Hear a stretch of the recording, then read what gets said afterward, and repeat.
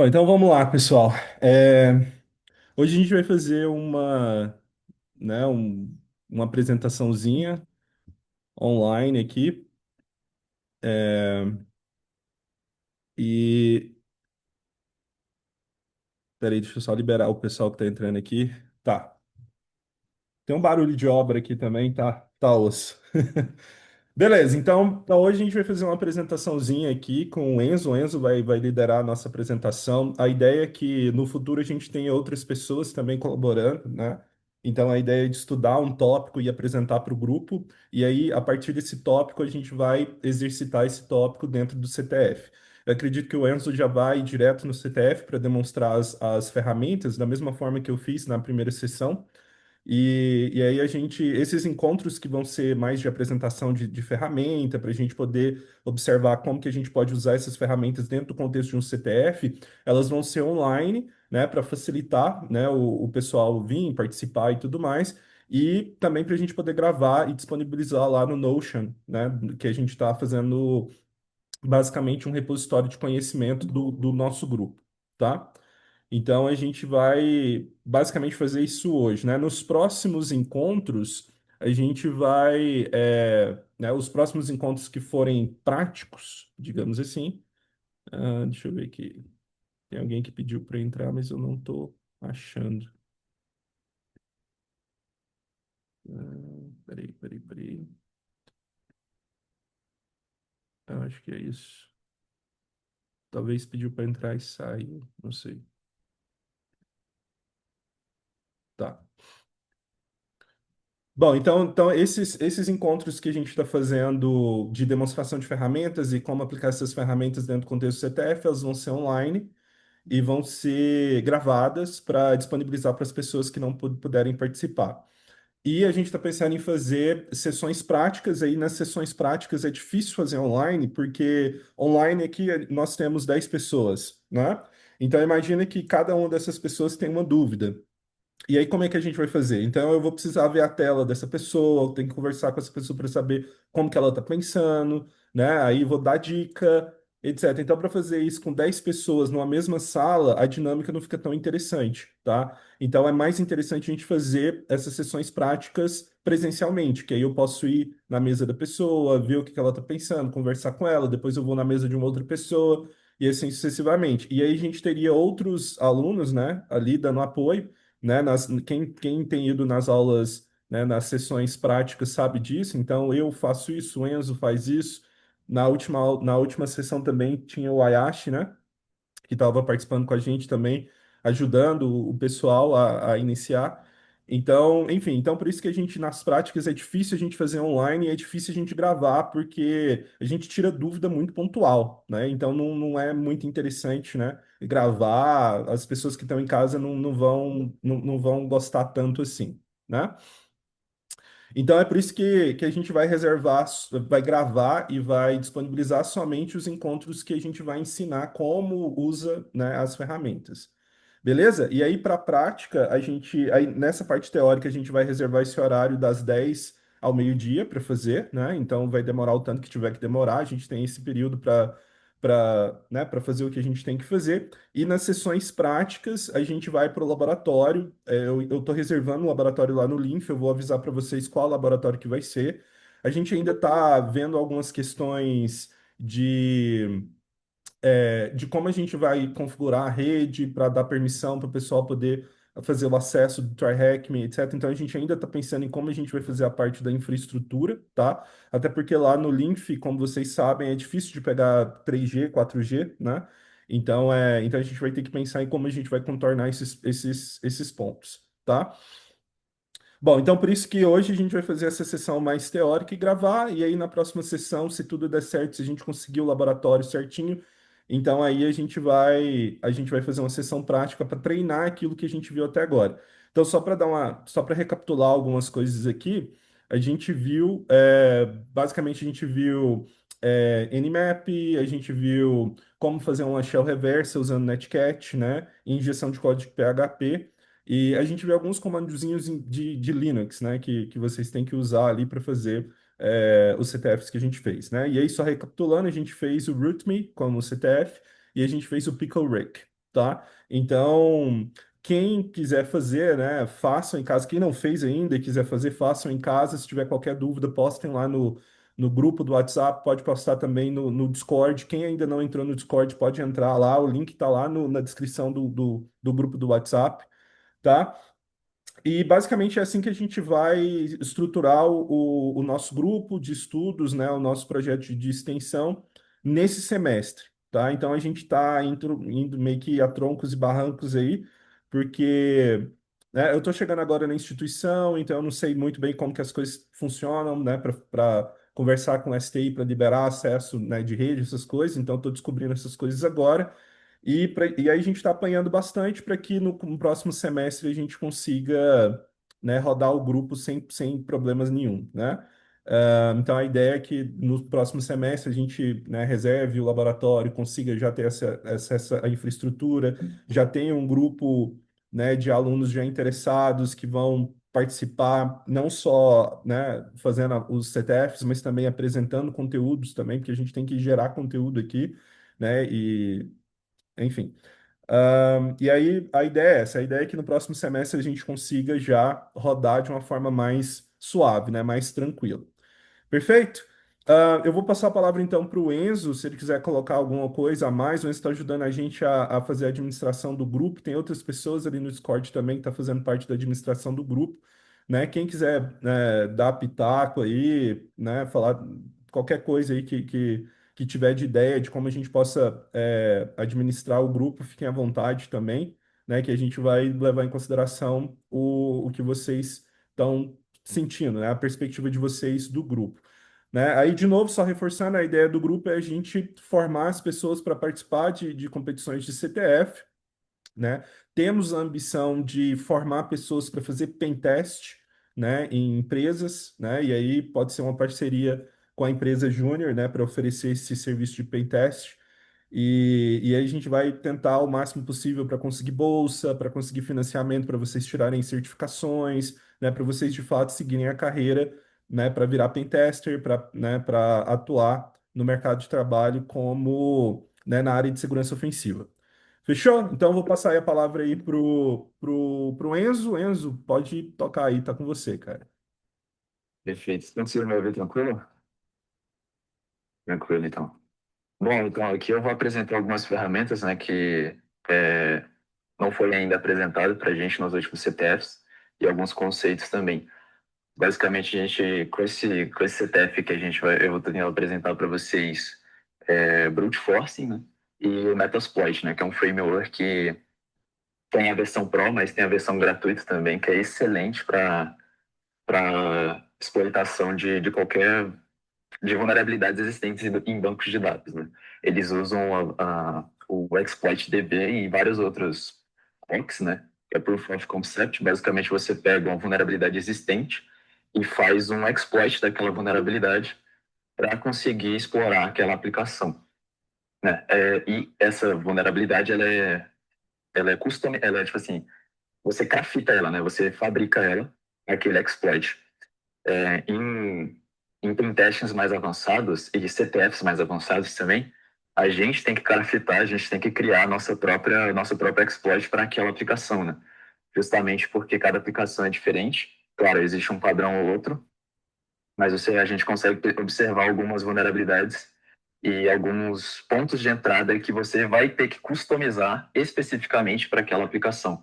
Só assim você vai conseguir quebrar aquela vulnerabilidade. Mas, como eu falei, é mais avançado, né? Só que a gente já tem um banco de dados é, dessas, é, dessas vulnerabilidades, né? Desses exploits que a gente chama, né? Esses scripts escritos em linguagem de programação que automatizam o processo de exploração. São vulnerabilidades já conhecidas, tem CVEs, né? Que são Common Vulnerabilities Exposed, né? Que é basicamente como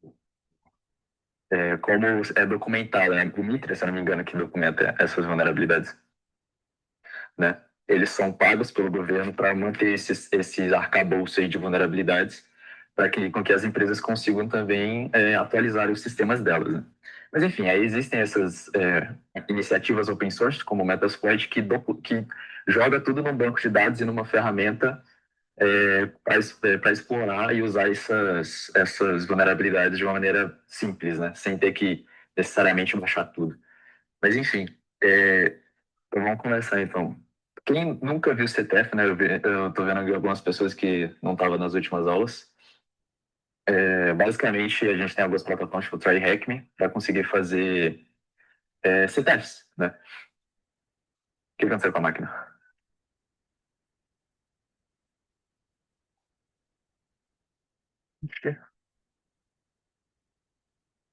Não entendi. Tô falando que parece que tá, Não, já tá rodando, né? não, ativou aqui. Eu não vi, porque ficou verde, ficou verdinho, né, quando eu cliquei. Aí eu falei, ué, não ativou, mas tudo bem. Aí a gente basicamente iniciou a máquina, né? A máquina seria como se fosse, né, a instância de uma máquina vulnerável.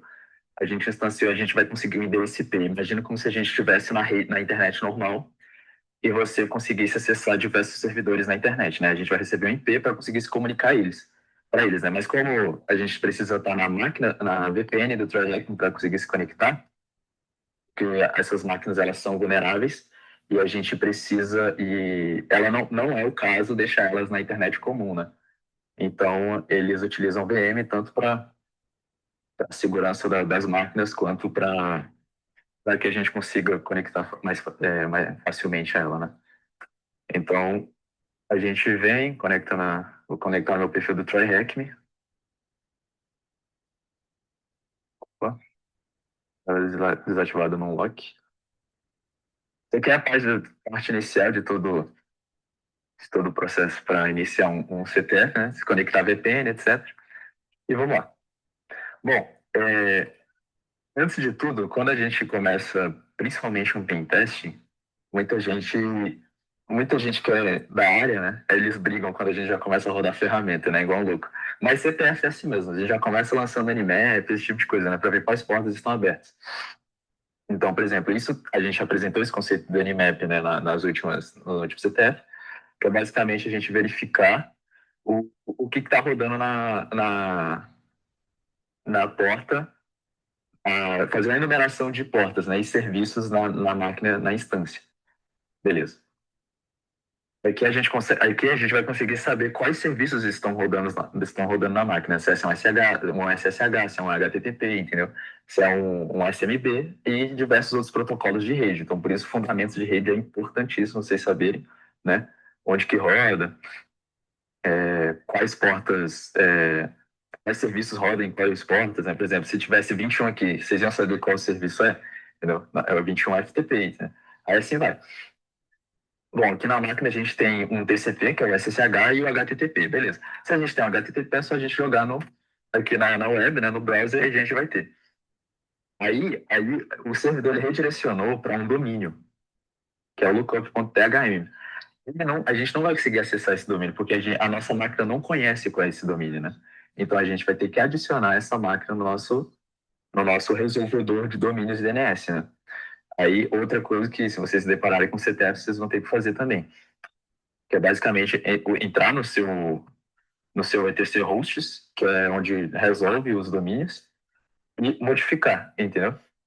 Aqui você vai colocar o IP da máquina e o nome do domínio que é para ser resolvido, né? Por exemplo, ela redireciona automaticamente, quando a gente coloca o endereço IP no browser, para esse domínio DNS aqui.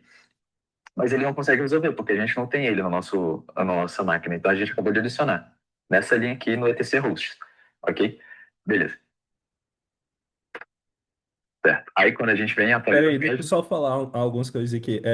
Pessoal, se vocês tiverem dúvida, pode mandar mensagem e tudo mais, né? Só, o Enzo está indo um pouco rápido, porque parte dessas coisas a gente já viu, né?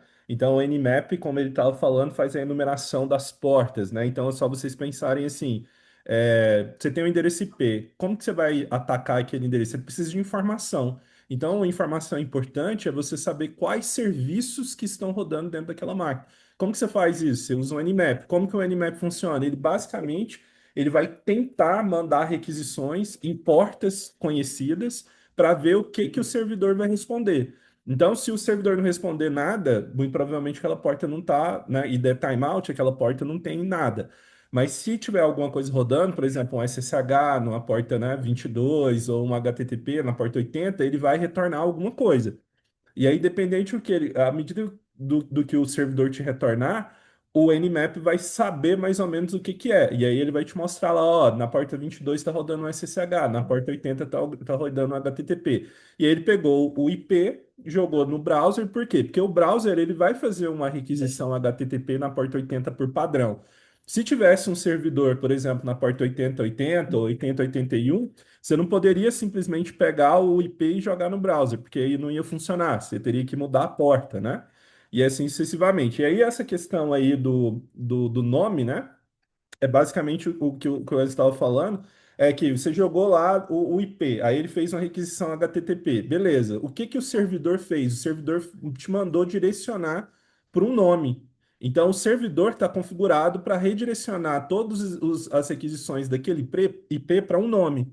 Se você não conseguir resolver aquele nome, então você não consegue acessar o site, né? E aí, por que que você não consegue resolver o nome? Porque esse nome não está no DNS, né? Não está num DNS aí na internet. Então, o que que você vai ter que fazer? Você vai ter que resolver esse nome internamente. E aí, como que você faz isso? Você coloca lá no etc, né? etc hosts, tá? Então, eu tô só dando uma desmiuçada aí. Quem não tiver feito redes, quem não tiver, né? Depois a gente pode sentar no laboratório e eu explico, né? De uma forma mais minuciosa essas questões. Então, eu só estou pontuando aí. Então, de novo, quem tiver dúvida, quem estiver entendendo, pode parar o Enzo, pode falar, porque a ideia dessas aulas expositivas é isso, é a gente aprender sobre as ferramentas e aprender como a gente pode usar elas dentro do CTF, tá? Desculpa aí, Enzo, pode Não, seguir. tranquilo. Me interromper aí. Quem tiver dúvida também, levanta a mão aí, eu já falo no mic, tá? Não tem problema não. Você quer estar aprendendo. Às vezes eu posso ir um pouco rápido, justamente porque eu, né? Enfim. Então, justamente o que o professor disse, né? O Nmap, ele é numeração de portas e serviços, a gente consegue fazer isso manualmente se a gente quiser, né? É, com Python mesmo, a gente pode criar um script que faça enumeração de portas de 1 a 1000, entendeu? Se a gente quiser, entendeu? É só um programinha em Python que a gente consegue. Inclusive, até muitos dizem que a gente só... Aquelas pessoas, né, que falam, você só pode usar o Nmap se você entender o que é o Nmap, né? Vou fabricar um Nmap. Falei, caramba, isso aqui, só entender tá bom. Mas tudo bem, né? O Nmap tá aí para usar. Enfim, aí beleza, a gente conseguiu achar, enumerou as portas da aplicação, né? Quando a gente usa esse comando do Nmap, ele numera as top portas, né? Top 100 portas, né? Sem a gente especificar. E aqui a gente conseguiu... Opa, pode falar. No comando do Nmap, o que que significa cada uma das tags que tu usou? SV e T4. SV é basicamente a gente está enumerando as versões dos serviços, entendeu? Então, por exemplo, se a gente tirar esse SV, essa coluna aqui de versão não vão aparecer, não vai aparecer. Tipo, OpenSSH, não sei o que, versão. E a Apache também, né? Aqui a gente consegue ver a versão da Apache. Né? O Nmap, ele tem scripts próprios, né? Para justamente a gente... Não só script, mas ele consegue capturar a requisição que ele fez, né? E consegue capturar a versão dos serviços que estão rodando em determinada porta. E aí ele monta para você, entendeu? Aí o SV é só para você saber qual é a versão, entendeu? Justamente para você, por exemplo, agora você sabe a versão da Apache. Digamos que seja uma versão da Apache vulnerável, entendeu? Que tenha vulnerabilidades. Você vai e já entra na sua lista para você procurar. Vulnerabilidades no Apache, entendeu? Na maioria das vezes, em CTFs, o Apache não é vulnerável, né? Isso é uma quase 100%. Porque Uhum. eles usam a vulnerabilidade no Apache, às vezes, é bem diferente do que... Enfim, é muito fácil. Tipo assim, se tiver uma vulnerabilidade no Apache, vai ser vai ter um exploit já, entendeu? Enfim. Às vezes Então, eles também não colocam vulnerabilidade no SSH também, normalmente, né? isso. Então, normalmente são dos serviços que estão rodando em cima do Apache. Só para complementar uma coisa, né? Igual o Enzo falou, tem scripts no Nmap, etc., mas como que ele faz essa associação, né, a um tipo específico, de uma versão específica. Então, o que que acaba acontecendo é que esses programas eles têm assinaturas, digamos assim, né? Então, quando você faz uma requisição HTTP para uma versão específica do Apache, ela tende a retornar um tipo específico de resposta, né? Então, você cataloga isso, né? Então, você pode fazer igual o Enzo falou, você pode fazer um script para fazer um Nmap. Então, como que eu vou saber que aquela versão é a versão do Ubuntu, que é o Apache 2.4.41? Então, você instala ele no Ubuntu, você faz uma requisição e vê o que que ele retorna, né? Será que ele retorna algo que é diferente de uma outra versão ou de estar instalado em um outro sistema operacional? Então, aí você vai comparando, você vai vendo, aí você vai descobrindo assinaturas específicas dos programas e aí você consegue catalogar isso. E aí, através desse catálogo, você consegue, à medida que você fizer uma requisição, você sabe, né, a versão, onde que está rodando, etc, né? Então é mais ou menos por aí a ideia. Isso. O sudo, eu coloquei porque alguns comandos do Nmap exigem que você utilize o sudo. Por exemplo, o staff scanner. Basicamente, você tem formas de você burlar o firewall da máquina que você está rodando o Nmap, né? Porque às vezes as empresas elas bloqueiam, a maioria das empresas bloqueiam você fazer um scan de rede na rede dela, obviamente.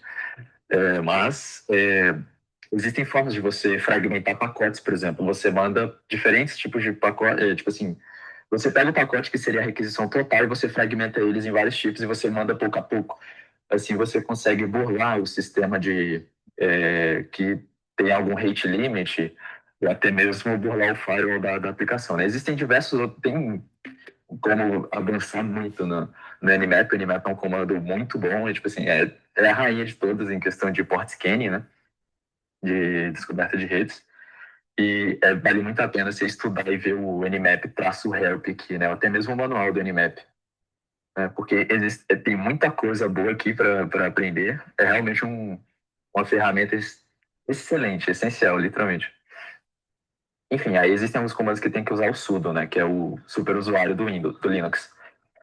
Aqui é o target, né? E aqui o T4 é para você aumentar a taxa de requisição, né? Seria as threads, basicamente, né? Tipo, aqui, ó.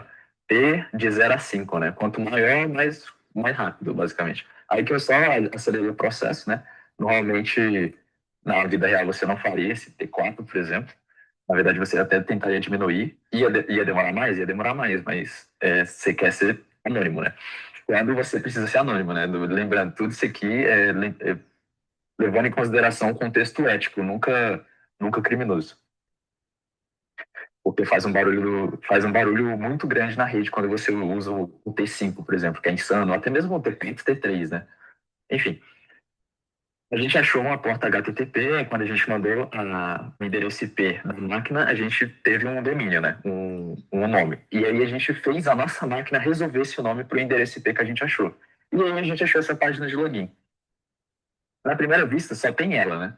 Aí muitas pessoas vão vir aqui e vão usar ferramentas, por exemplo, de brute force de, de brute force de diretórios, por exemplo, né? A gente vem aqui e vê, tem um login PHP, será? Entendeu? Aí a gente vai vendo. Não tem, né? Deu uma tela branca. Tem um admin, entendeu? Não tem, not found. E assim vai. Só que tá pensando que esse processo é um pouco manual, então a gente usa ferramentas justamente para fazer esse brute force de diretórios. Ou até mesmo usar formas de bypass de formulários de login. Por exemplo, a gente pode tentar um SQL injection, que já até está aqui, ó. Eita. Aqui, ó. Jesus Cristo, esse Bitwarden. Né? Aqui eu tô tentando logar como admin, né? Aqui a gente coloca um... Vendo? Ele deu o wrong password. Deu uma tela de erro, né? Wrong username ou password. Isso já é uma coisa, né? A gente vem e testa outro. 1, 2, 3. Wrong username ou password. Please try again. E redirecionando em 3 segundos. Beleza. Aqui a gente achou um formulário. Aí a gente entra o conceito de brute forcing, né? O que a gente pode fazer? A gente pode testar vários usernames e vários usuários. Vamos testar, né? Admin 1, 2, 3. Ó, já deu o código diferente, ó. Wrong password. Antes era wrong username e password. Então a gente consegue ver, tipo assim, a gente vai estudando a aplicação, ver como é que ela funciona e analisando ela pelos códigos de erros que os próprios desenvolvedores deixam para a gente, Isso. né? Eu queria só botar uma questão que talvez você vai falar isso, mas só um parêntese aqui que é extremamente importante. Então, tem muita gente que fala assim, professor, eu não tenho interesse em atuar, né, na parte de segurança, eu quero ser desenvolvedor web. Se você participar do nosso grupo, pelo menos um semestre, você vai começar a ver esse tipo de coisa. O que que é esse tipo de coisa? É o mindset do atacante. Então, é muito importante o que você coloca como resposta, tá? Então, se você colocar como resposta, ó, o usuário e o password está errado, ou o password está errado, tem um tipo de informação que você está dando para o seu atacante. Ali ele falou, ó, só o password está errado. Então, o que que o Enzo descobriu? O Enzo descobriu que existe um usuário admin. Então, você tem que tomar muito cuidado com como você comenta a sua aplicação, né? Como que você mantém essa aplicação num repositório, né? Tem muito repositório aí com chave de API, né? Token de API, senha de banco de dados, usuário de banco de dados, né? Então, enfim, e as mensagens que você dá, ela instrui o atacante a pensar de uma determinada forma, né? Então, isso é extremamente importante, né? Então, esse mindset do atacante. Então, beleza, então a gente achou aí uma página de login, dá para a gente fazer um buster dos diretórios para entender quais são os outros diretórios ali, né, que fazem parte dessa aplicação. Ou a gente pode explorar, né, aquela tela de login, né? A gente pode tentar fazer uma SQL injection, a gente pode tentar, né, adivinhar o password, já que a gente adivinhou o username, né? Então essas coisas são muito importantes no CTF. No CTF você tem que tentar tudo que você pensar, né? E é isso, esse era o meu parênteses. Perfeito. Por exemplo, agora que a gente vai fazer um brute force no.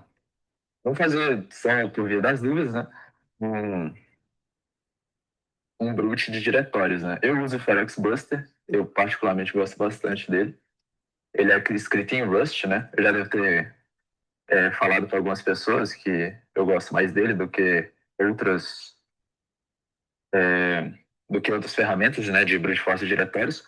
Né? O único problema é que ele só é de diretórios, ele não é de mais nada, né? Não é de fuzzy. Pelo menos eu nunca vi uma opção dela de fuzzy, né?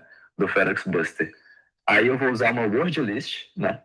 Para fazer a mesma coisa do Go Buster, né? A gente usa uma word list para conseguir fazer esse fuzzy de diretórios, porque ele vai testar um a um. Admin, login, index, não sei o que, entendeu? E aí vai testando. E a gente tem a opção de colocar extensões também, né? A gente Existe uma outra ferramenta que é o Appalizer, né? O Appalizer é uma extensão que vocês podem baixar também, que ela naturalmente dá para vocês, consegue capturar quais são as tecnologias que um site utiliza. Eu tenho essa extensão e aqui ela aparece para mim. Então, por exemplo, aqui já mostra de cara qual é a versão do Apache, qual é o sistema operacional da aplicação e qual a linguagem de programação eles utilizam. Então, se eu fosse fazer um brute force de diretórios, eu já não tentaria, por exemplo, Python, eu já não tentaria TSX, sei lá, entendeu? Qual é a outra linguagem de programação aí que todo mundo usa em, em web? Outras, diversas outras, né? Tem E aí, Java, tem, enfim. isso. Não, sabe, eu já ia direto no PHP, porque é a linguagem de programação da aplicação, entende? Então, é bem importante vocês conseguirem tirar o máximo de informação possível da aplicação com essas ferramentas, né? Essa aqui é uma ferramenta de análise de página web e vocês conseguem baixar. É gratuita, né? Tem a versão paga, mas, né? Enfim, a gratuita já ajuda bastante. Linguagem de programação PHP. Então, beleza. Aí a gente volta lá no Brute Force. Deixa eu só colocar Discovery, Web Content, Directory do Medium, né?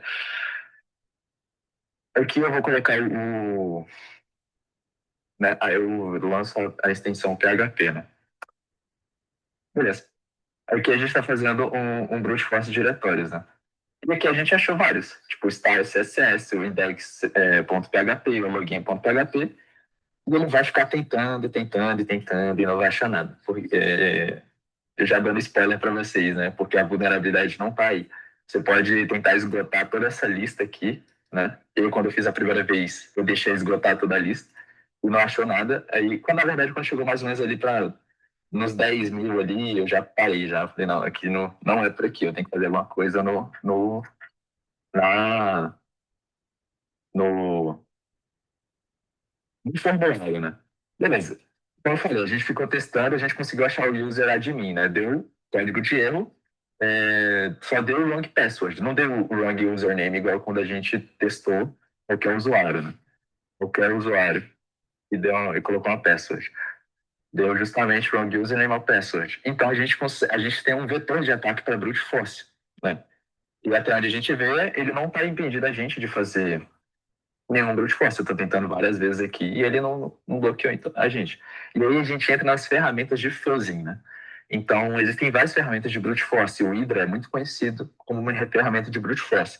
Eu não gosto do Hydra quando se trata de brute force em web, né? Eu gosto do Furf, porque é muito legal. O Furf é simplesmente... Ele é muito rápido, realmente ele é muito rápido. E o Hydra ele é um pouco lentinho relacionado a brute force web. O Hydra ele é bom para outros brute force, por exemplo, no SSH ou em outros,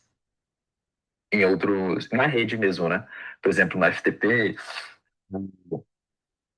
FTP e SSH é o mais usado e também para achar a quebra de senhas, né? Uhum. Deixa eu Você vai... só falar. O FUF também a gente usa para fazer buster de diretório também, né? Então ele é uma ferramenta bem interessante para brincar ali, né? Isso. O Fuzzing é uma ferramenta de fuzzing e você consegue fazer muita coisa com ele. Fuzzing, o que é o fuzzing exatamente, né? Fuzzing é quando você pega um payload específico, você quer modificar a sua requisição no site da web, né? Então, você quer fazer um post, você quer fazer um get, você quer fazer um options, né? E aí entra o conhecimento de requisições HTTP, né? Recomendo vocês procurarem o RFC do HTTP, né, que é o documento oficial do HTTP, e estudar ele. Aqui vai ter muita coisa que a gente precisa saber para pentest web, por exemplo. Né? Então, aqui a gente consegue ver os protocolos, né, de mensagem, os headers, os códigos de erro, muita coisa que é importantíssimo a gente, como profissional, no futuro e também CTF player, né, saber para conseguir hackear alguma aplicação, certo? Claro que no CTF, isso aqui tudo não é necessário, tem muita coisa. Mas se você quiser saber alguma coisa, você procure e utilize a inteligência artificial a seu favor. A IA está aí para ajudar a gente. Então, pesquisa o que é quais são os métodos HTTP, quais são os códigos de resposta padrão. Pergunta para a IA, ela te responde. Entendeu? Estudem pela inteligência artificial também. Enfim, aí que a gente vai estar fabricando, no caso, vai fazer um fuzzing nesse formulário de login, certo? Então aqui a gente sabe que a gente achou lá no fuzzing de diretórios que esse formulário está no login.php, certo? Então aqui a gente colocou o login.php para que seja direcionado justamente a isso, porque se a gente colocar isso aqui, ó, só isso aqui, a ferramenta vai entender que a gente tem que fazer a requisição só para o lookup, só que não vai ter nenhum formulário aqui, né, no barra da aplicação. Então a gente a gente coloca o diretório que está, de fato, o formulário de login para esse aqui. Beleza.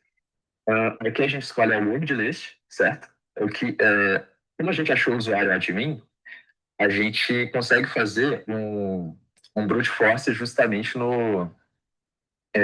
na password, certo? Então a gente utiliza word lists de vazamento de credenciais ou passwords mais comuns, certo? Aqui a gente coloca um word list. A gente pode usar a Rockio, né, que é uma word list bastante utilizada em CTFs, certo? E existem outras mais comuns, né? Você pode observar, você pode vir aqui no GitHub do Seclist, se eu não me engano. Seclist. Você digita Seclist, vai ter o Daniel Miesler aqui. Baixem esse repositório. Ele é um repositório muito cheio de word list de qualquer coisa que vocês queiram qualquer coisa que vocês queiram, literalmente. Payloads, usernames, web shells, isso aqui é tudo para fuzzing, né? Tem específicos para fuzzing aqui, né? Discovery, né? O Discovery é onde tem a maioria de web, por exemplo, né? É DNS, infraestrutura, mainframe, SNMP. Isso aqui é tudo um word list para você fazer várias requisições, né? Fazer um fuzzing de requisições para ver se você acha alguma coisa, né? Ou até mesmo, como aqui está em payloads, né? Conseguir alguma vulnerabilidade. Ok. E aqui a gente, então, vai utilizar o Flow para fazer esse brute force. A gente quer um método post, certo? Porque quando a gente clica aqui no login, a aplicação ela faz um post para o web, né? Então, uma requisição post. Então, a gente não quer um get, a gente quer um post.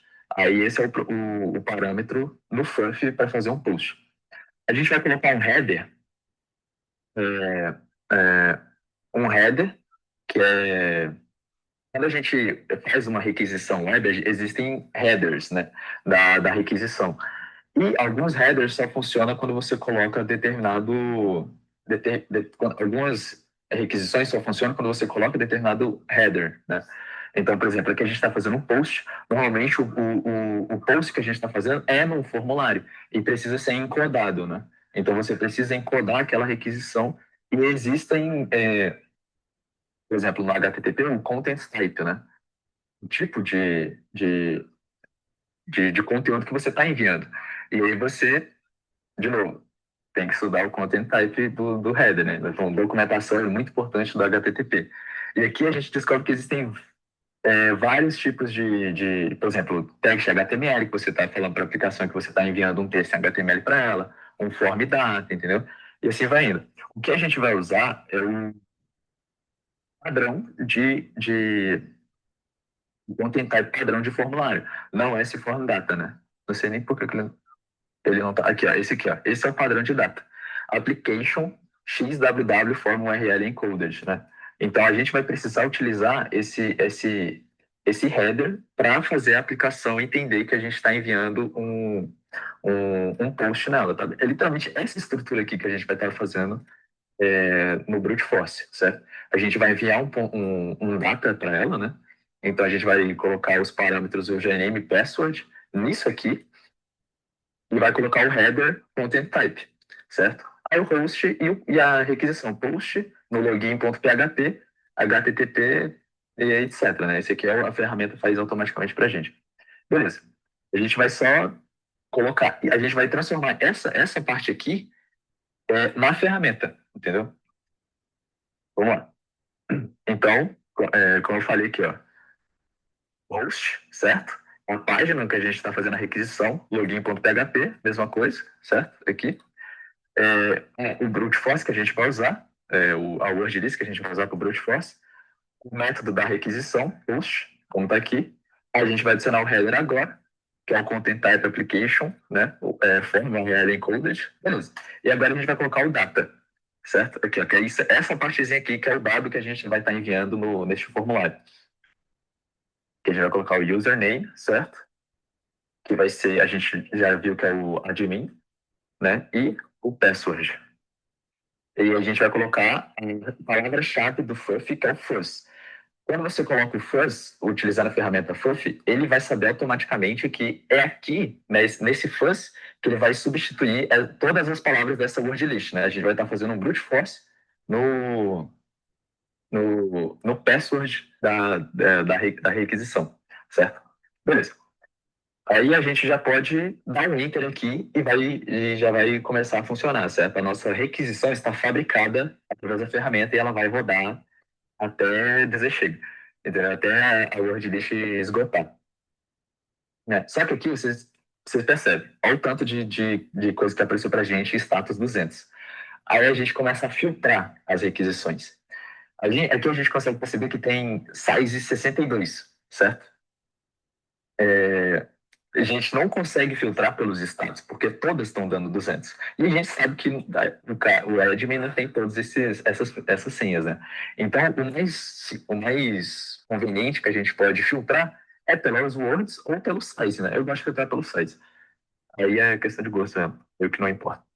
Aí você usa esses parâmetros todos, eu estou fazendo mais rápido, né, mas é porque vocês conseguem estudar esses parâmetros através do help. Você coloca o nome da ferramenta e tu coloca traço H e você vai conseguir ver todos esses parâmetros, né? Aí, então, eu não estou perdendo tempo tentando explicar eles, né?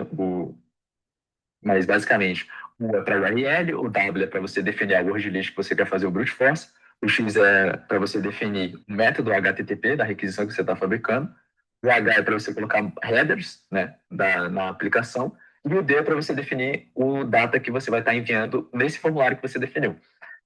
E essa FL, né, é filter size. Então você vai estar filtrando pelo 63 que a gente viu? Ou 61? Alguém lembra? Acho que foi 62, penso. 62, valeu. 62. A gente viu, beleza, 62. Aí a gente vai estar filtrando pelo 62, certo? Ou seja, quando a gente rodar a ferramenta, ele não vai estar aparecendo o size 62. Ele só vai estar aparecendo os diferentes dias. Porque como a gente viu, a aplicação, ela responde de uma maneira diferente quando você acerta a password, certo? Então, aqui, ó, pronto. Respondeu diferente. De todos aqueles que a gente tinha achado, a gente achou um que é diferente, certo? Então, por exemplo, password 123 tem um size 74. A gente viu, então ele respondeu diferente, certo? Aí a gente vai lá na aplicação. Se a gente colocar o admin e o I love you, né, que era uma das senhas lá que tava, que respondeu diferente. Que é esse bitwarden? Você clica wrong password, certo? Por que o password 123 deu diferente de wrong password, né? A gente vem. Password 123. Aí, o wrong username ou password, né? Aí, como assim? Por que a gente achou a password, deu diferente, e com a admin não funcionou, né? Aqui a gente começa a abstrair, né, da aplicação. Todas as outras senhas deu o wrong password. Quando a gente colocou uma senha que deu certo, que deu diferente, deu wrong username ou password. Ou seja, a senha está certa, mas o usuário não. Entendeu? Fazendo, é o FTC, né? A aula do Lucério aí. Então, por exemplo, é questão de lógica, né? Se o password a gente achou um que é diferente e todas as outras tinham dado errado, então o que está errado dessa vez é o username, né? Então a gente vem, faz um brute force na onde? No usuário, certo? Então a gente já achou que é password 123, certo? Password 123 é a senha. Então a gente vem e faz um fuzzing no usuário, certo? Porque a gente tem que achar um outro usuário que tem essa password. Então, eu vou tirar o Rockio, né? Porque essa word list é horrível para usuários. Acho que é Discovery. Ah, não, Checklist. Isso. Onde é que é? Ah, usernames. Lembrei. Usernames, names. Deixa eu ver se tem uma menorzinha aqui.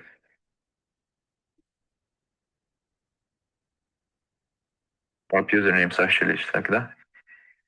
Beleza.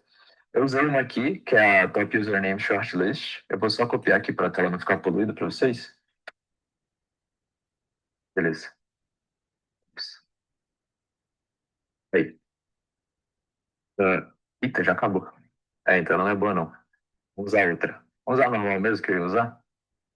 Aqui a gente vai fazer um brute force agora nos usuários, certo? Normalmente a word list que a gente usa é essa do names, né? Names.txt, para nomes de usuário, porque ela tem diversos nomes de usuários comuns na internet, certo?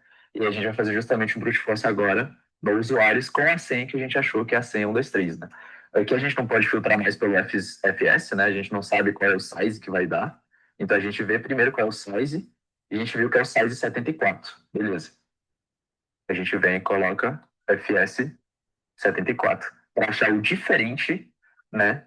Para achar o diferente. E a gente vê qual usuário a gente vai conseguir achar. Deixa eu só aumentar o número de threads para ser um pouco mais rápido.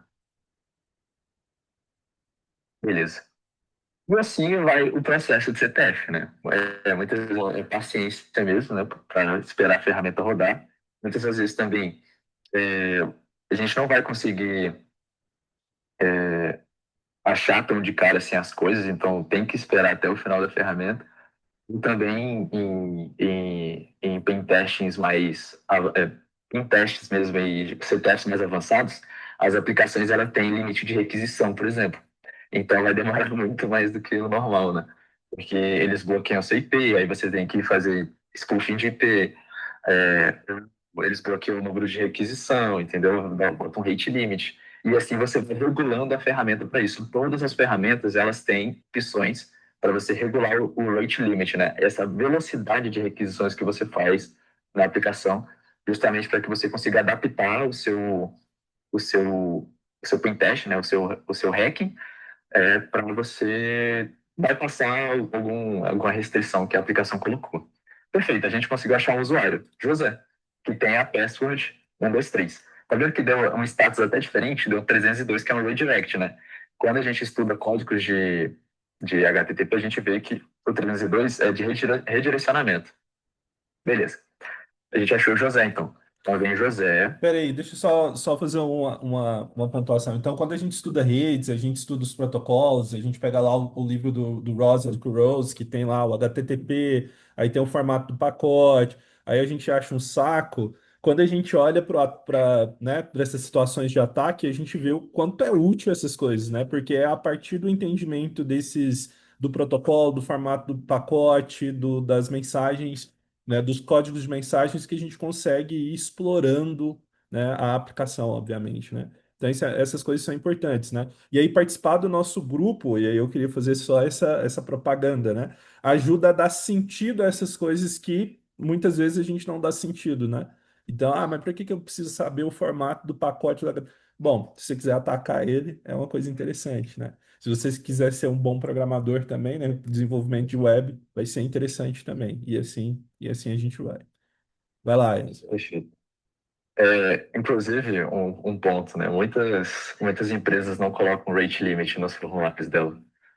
Então, o brute force é muito fácil de realizar. Empresas brasileiras que eu digo, né?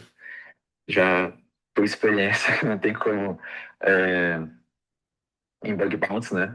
Os brute forces, eles são proibidos, justamente porque eles não colocam limitação de requisição, né? Mas, enfim, uma má prática de, de programação, né? Não colocar requisição de bloqueio por IP ou coisa parecida. Enfim, aí a gente achou o usuário José com as password de 1, 2, 3, né? Não vai aparecer, mas tá aqui. A gente entra. Deu, site não foi encontrado, só que quando a gente olha lá em cima, tem um files lookup.thm, ou seja, é outro domínio, certo? É outro nome que a gente precisa resolver no nosso resolvedor de nomes do Linux, certo? Então a gente entra de novo, sudo nano etc roxas, né? Se você usa Linux, no Windows eu não sei onde é que fica isso, sendo bem sincero. Pesquisa aí no chat GPT que eu acho que vocês vão conseguir, ele vai responder rapidão. É só uma pasta no sistema operacional que você usa para resolver nomes, né, da máquina, né? Então aqui a gente achou files lookup THM, certo? Eita, a gente vem em files lookup.thm. Beleza, tudo certo? Tudo certo. É bem do ladinho mesmo, você coloca. A gente dá um reloader. Olha só, ele achou. Beleza? A gente vai fazer a requisição de novo com o username e o password, certo? Tá demorando demais? Beleza. Deu certo. Vou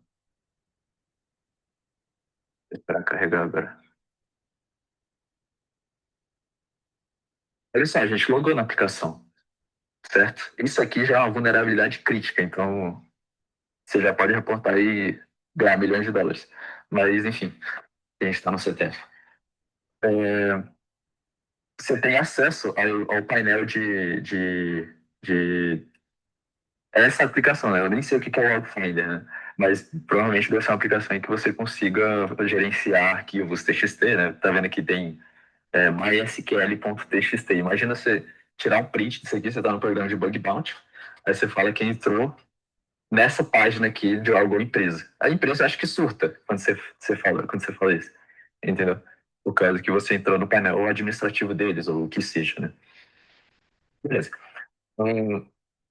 Aí aqui a gente começa a fazer, achar métodos que a gente consiga escalar privilégios ou até mesmo ver o que a gente consegue fazer de ruim na aplicação. O objetivo é esse, o objetivo é destruir a aplicação. A gente tem que destruir a aplicação. E aí a gente começa a testar e fuçar e tudo quanto é canto aqui, ver se a gente consegue dar upload no arquivo, né? Então, sei lá, a gente ia tentar achar uma opção aqui, vai fuçando as operações, né? Deixa eu ver aqui. Novo arquivo, a gente consegue criar um arquivo, olha só. Olha, a gente consegue criar um TXT, certo? Com um TXT, o que a gente pode fazer? Entendeu? E baixar, a gente pode baixar esses arquivos também se a gente quiser olhar, entendeu? A gente pode fazer muita coisa. Só que uma coisa mais, conforme a experiência vai entrando, tanto de CTFs quanto de pentest, a primeira coisa que a gente faz é achar a versão dessa aplicação. Tipo, Finder, o nome é Finder. Beleza, o que é o Finder? Aí a gente começa a ver, Finder Application, e vai Finder Application. Aí a gente começa a pesquisar, entendeu? O que é o Finder, certo? Aí aqui a gente já começa a ver exploit DB. Opa, tem uma falha no Finder, né? 2.1.47 que está no Exploit DB, que é aquele site de vulnerabilidades que eu avisei para vocês lá no início, certo? E aí a gente começa a pesquisar também. Find the application vulnerabilities, por exemplo, certo? Vulnerabilidades não find. Olha o tanto de vulnerabilidades. Tem até uma mais recente, né? 2.158. Recente o caramba. 2021, a vulnerabilidade remote, RCE. Entende? Então, aqui a gente vai conseguindo mapear a aplicação e estudar ela, que a gente tem acesso a um painel administrativo do Finder. O que a gente pode fazer para que a gente consiga tornar mais crítico essa nossa descoberta, certo? Beleza, aí aqui a gente tem que achar então a versão do Finder, né? Usando o Appalizer, a gente não consegue achar muita coisa, certo? A gente consegue achar um framework JavaScript, uma PHP Java, CDN, usa Cloudflare, a biblioteca JavaScript que a aplicação usa, certo? Aqui a gente tem as propriedades da aplicação, né? Aqui no caso, propriedades do volume dos files. Mas aqui tem uma informação sobre este software. Olha isso aqui. Aí você clica, é o Finder. Qual é a versão? Justamente a versão vulnerável, versão 2.1.47, certo? E aqui tem algumas outras informações importantes, certo? Mas enfim, a gente achou uma versão vulnerável, 2.1.47. Então a gente começa a pesquisar direcionado para essa versão. Então a gente vem, o Finder 2.1.47. A gente vem em Vulnerabilities. Digitei errado, mas vai aparecer de qualquer forma. Vulnerabilities. Aí a gente começa a estudar. Já tem um direto no ExploitDB, PHP Connector Command Injection, certo? Beleza. A gente entra no site do ExploitDB. O site do ExploitDB é um banco de dados gigantesco de exploits que profissionais da área sempre publicam esses exploits justamente na intenção de não é ilegal, não é nada disso, inclusive é mantido por governos, certo? Esses bancos de dados, o XBTDB, se eu não me engano, ele é descentralizado, mas a CVE, por exemplo, não é. Ele é mantido pelo governo americano, inclusive, um dia desses, os Estados Unidos estavam querendo tirar o financiamento deles, e aí o mundo inteiro da cibersegurança estava em choque, porque meio que muitas ferramentas funcionam através das CVS, certo? E o governo americano não queria pagar os caras. E aí ia acabar, literalmente ia acabar o processo de CVS, né? A documentação oficial de vulnerabilidades, para que as empresas tenham essa maturidade de sempre que sair uma CVE de uma aplicação que eles usam, eles corrijam. Esse é o objetivo principal, certo? Mas também tem uma contrapartida que atacantes também podem utilizar essas CVEs justamente para atacar empresas que não são ligadas com segurança, né? Ou não sabem mais nada de segurança. Enfim, aqui é um exploit. Olha o exploit, ele é gigantesco. Aqui, ó. Não é tão gigante assim, mas enfim. É um script, certo? Se você quiser estudar esse script em específico, você pode ver linha por linha, sabe? Ver o que ele faz, o que ele funciona, o que ele o que ele de fato faz para ser um exploit que quebra a aplicação. Isso aqui no futuro, a gente que vai construir. Tipo assim, o objetivo no final quando a gente vai evoluindo na área, é que no final a gente consiga construir, tenha a capacidade de estudar a aplicação suficientemente, né, seja em laboratório ou em testes curtos, a gente construir um script desse e hackear a aplicação. E quem sabe um dia ter CVEs publicadas, certo? Como pesquisador ou como profissional de segurança. Mas, no geral, em CTFs a gente só utiliza mesmo esses scripts. E aí, como que a gente utiliza? A gente pode baixar o exploit, certo? A gente pode baixar. Ou a gente pode utilizar ferramentas como o Metasploit. Eu, no caso, vou usar o Metasploit. Então, no início do grupo, a gente colocou, se não me engano, o Pedro, ele deve ter colocado lá um script para quem usa Linux. E as ferramentas que normalmente o Kali Linux usa. O Kali Linux ele vem por padrão com essa ferramenta, então é só você digitar MSF Console que você vai ter acesso ao Metasploit Framework, certo? E é essa ferramenta que eu queria apresentar para vocês. O Brute Force a gente já apresentou, certo? Que é o processo de fuzzing de diretórios, ou de um processo de fuzzing que você vai fazer Brute Force em formulários. Dessa vez eu vou utilizar o MSF Console, que é o framework Metasploit para achar vulnerabilidades para automatizar esse processo de exploração de alguma aplicação. Aqui eu estou inicializando ele, né? MSF Console, você inicializa. E aí o Metasploit ele é bem tranquilo de usar. Ele é um banco de dados gigantesco de vulnerabilidades. E aí eu vou ensinar vocês como usar. Beleza. Ele tem cada vez que você inicializa, ele coloca uma imagenzinha dessa diferente, é bem legal. Tem um do pato que é muito engraçado. Mas enfim. Aqui é um banco de 1.607 payloads para você conseguir. O Metasploit Framework é um cadouço de uma ferramenta de produzir também executáveis de qualquer sistema operacional que você consiga fazer um share reverso, por exemplo. Então, você consegue o MSF Venom, por exemplo, que é uma das aplicações do Metasploit, que você consegue construir executáveis para fazer alguém clicar, por exemplo, sabe? Em coders também. Então, tipo assim, tem uma parte mais avançada do Metasploit que é legal depois, no futuro, inclusive para esse teste mais avançado, saber, certo? Porque a gente pode fabricar executáveis, por exemplo, você fabrica um executável MSF Venom, né? Você vai abrir aqui MSF Venom e tem alguns parâmetros, certo? Para você conseguir produzir um exploit, né? Tipo, você usa o payload, né? Normalmente é o handler, TCP, burst TCP, que quando a pessoa executar essa aplicação que você criou, você cria um executável, você consegue ter um reverse shell na máquina dela, entendeu? Funciona como reverse shell, só que precisa da interação do usuário, ou às vezes não, né? Às vezes a aplicação própria executa esse payload que você criou, beleza. Aqui a gente entrou no MSF Console. Aí existe a ferramenta de busca de vulnerabilidades que se chama Search, né? É um comandinho do Metasploit, você digita Search e a aplicação vulnerável que você encontrou. Por exemplo, é o Finder, né? Como a gente achou a 2.147, a gente coloca 2.147.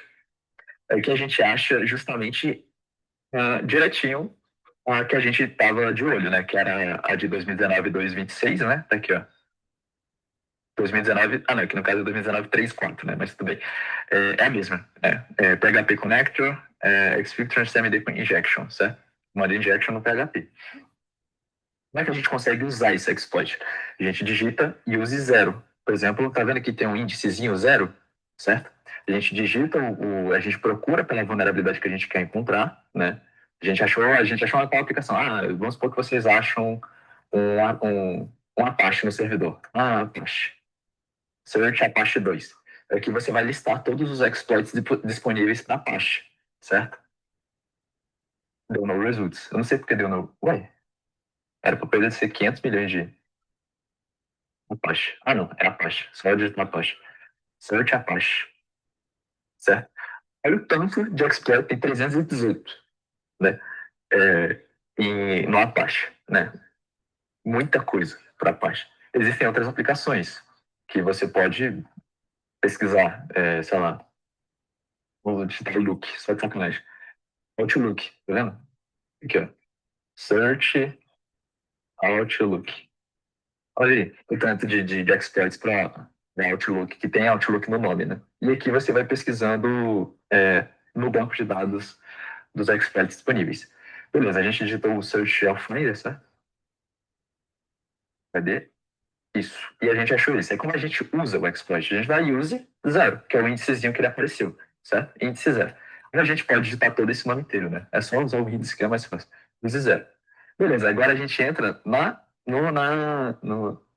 diretório do exploit, certo? E aqui existem outros comandos, por exemplo, para a gente configurar o nosso exploit. Aí, para a gente saber quais comandos são esses, é show options. Então, outro comandinho, show options. Você digita show options e aqui você tem como você consegue ver o que esse exploit precisa saber para que ele funcione. Aí a gente vem em required aqui, por exemplo, module options, aí tem payload options, certo? No module options, a gente vem em required, né? Que é quando é requisito a gente ter para essa aplicação ser vulnerável. O que a gente precisa? Primeiro, do remote host, ou seja, a gente precisa do endereço IP do remote host. Qual ele? É o file_lookup.php, certo? Que a gente achou? Certo? File_lookup.php. Files, né? Files_lookup.php. Esse é o domínio host que a gente encontrou que está vulnerável. Então a gente vem com o comandinho set, certo? A gente vem em set e rhosts. A gente vai setar o valor de rhosts para a aplicação vulnerável que é o files lookup PHP, certo? Beleza, a gente setou. A gente dá um show options de novo, show options. Aí a gente vê que vai mudar lá, rhosts files lookup.php. Beleza, esse aí já está setado. Aí a gente vê que o outro recard é o report, que é o 80. Beleza, tá no caminho. É a porta 80 mesmo que a gente quer. Não é o target, o target URI da aplicação também, é outra que é requisito. É o Finder, né? E realmente aqui, ó. É o Finder, beleza, tá tudo certinho. Né? Não tem nada, a gente não precisa modificar isso.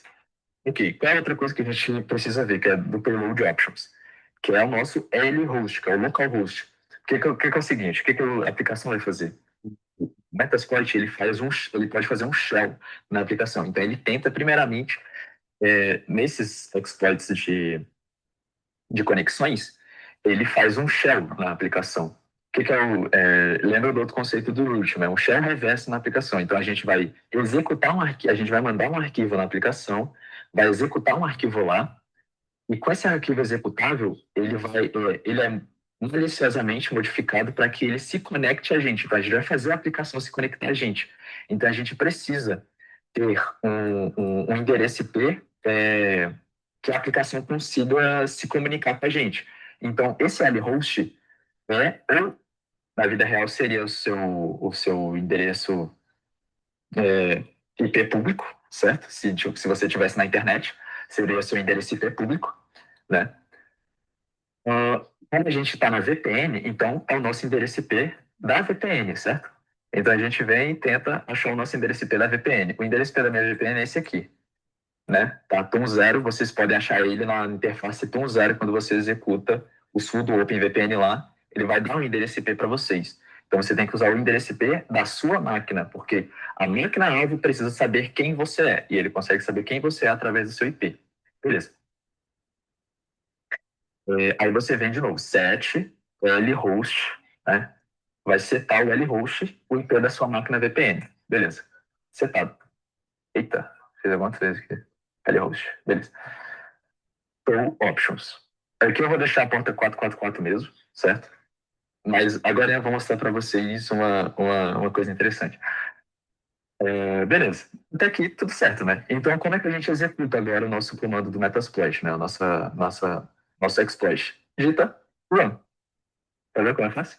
Só digitar run ou exploit, certo? Eu gosto de digitar run, que é, enfim. Tá enviando, né? Aí o Metasploit ele faz automaticamente, né? Aqui, ó, tô sem as mãos, ó. Aqui é na aplicação sem as mãos. Sem usar as mãos. E ele faz automaticamente, né? Ele pega aquele payload que a gente viu no Exploit DB e faz tudo de maneira automática, né? É, esse exploit. Tá vendo que não deu certo? Certo? Aí que vem o que eu falei para vocês. Por que não deu certo? Vocês começam a pensar. Uai, o que pode estar errado? Eu fiz tudo certinho. Mas você vem na porta, certo? A porta na sua máquina, a máquina está tentando se conectar nessa porta com você. Essa porta na sua máquina está aberta? Isso é uma coisa que você precisa, que às vezes você acha que não está funcionando algum exploit, mas quando você vai ver é apenas configuração, certo? Você está usando essa porta para a máquina se conectar a você. 4444. Ela é comum? Não. Então você precisa abrir essa porta na sua máquina para que ela funcione, para que o payload funcione, certo? Aí depende do seu firewall, né? Como o Linux, eu uso o UFO, né? Que é bem tranquilinho. E aqui a gente dá um hello, certo? Um hello na 444, certo? Colocar minha senha. Aqui eu estou abrindo a porta 4444 para requisições, certo? Então, outras máquinas na rede em que eu estou, vão conseguir se conectar na rede que eu estou e o meu computador, no geral, vai ter aberto essa porta, né? Em qualquer rede que eu esteja.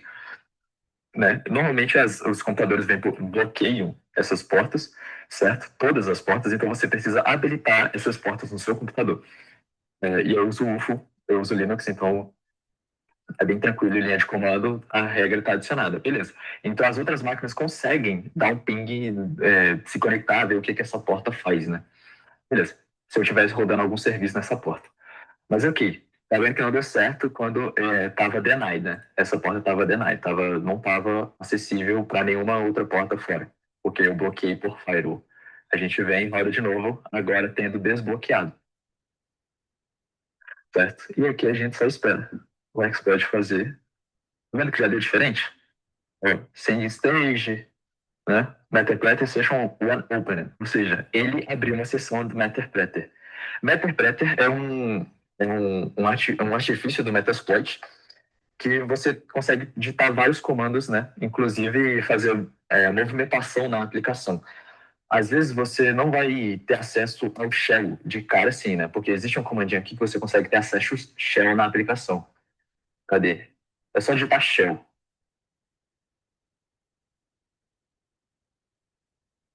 Cadê isso? Abrir um shell na aplicação. Não vou achar. Mas tem algum lugar aqui. Está escrito shell. Em que você consegue abrir. Aqui, ó, shell. Exatamente aqui, ó.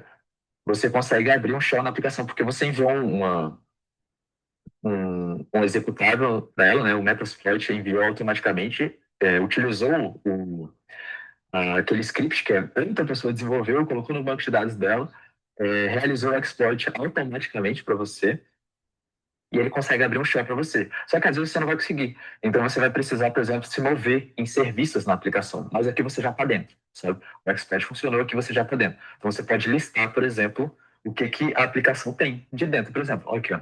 Fiz um LS, normalmente aqui. Tá aqui, pronto. Sabe? Aqui eu já estou dentro da aplicação. Aqui. Eita, o clear não funciona. Mas vamos pegar o shell, né? Que é o que importa e o que a aplicação permite. Né? Aí, ó. Pronto. Uma sessão foi criada. A gente digita o MI, www.data. Aqui a gente pegou o shell, certo? Cadê os aplausos? Aplausos de shell. Muito bom. Mas aqui a gente vai melhorar o shellzinho, certo? Vamos. Eu utilizo um payload, conseguir melhorar o terminal. Tá vendo que não tem nada aqui? Não tem nada. Ou seja, a gente não consegue ver quem a gente é. É um shell todo esquisito, né? Bem diferente desse meu aqui, que é bonitinho, né? Verdinho e tal. Aí existem técnicas de melhoramento de shell, certo? Eu gosto de usar porque Porque, enfim, ficar no escuro é duro. Aí, ó.